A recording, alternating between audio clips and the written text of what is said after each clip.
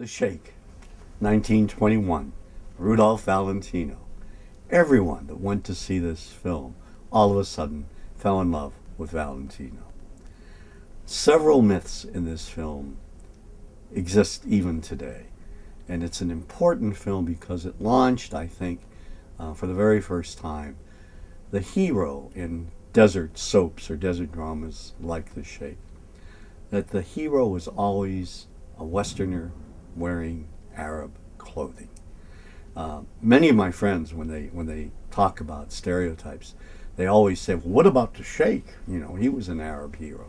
Well, in this particular film, as you will come to discover in one very important scene, we discovered that the Sheik, Valentino, is not an Arab.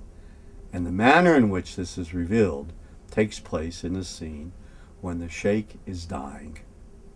And there's dialogue concerning his hand. I'll leave it at that. When you come to the scene, you'll understand. But it sets up several prevailing themes, I should say. One, Arab versus Arab.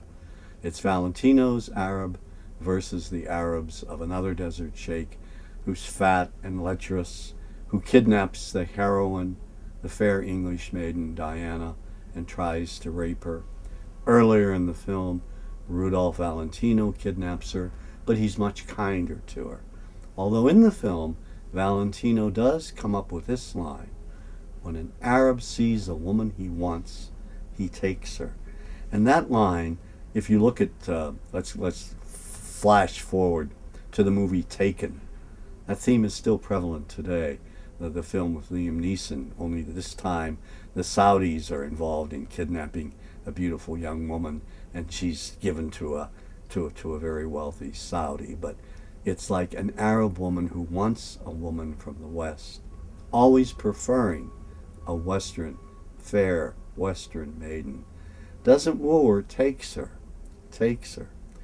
And then we always find, particularly in films today, that the real hero is never an Arab. It's an Arab who really, it's an American, someone from England, someone from France, who's dressed as an Arab.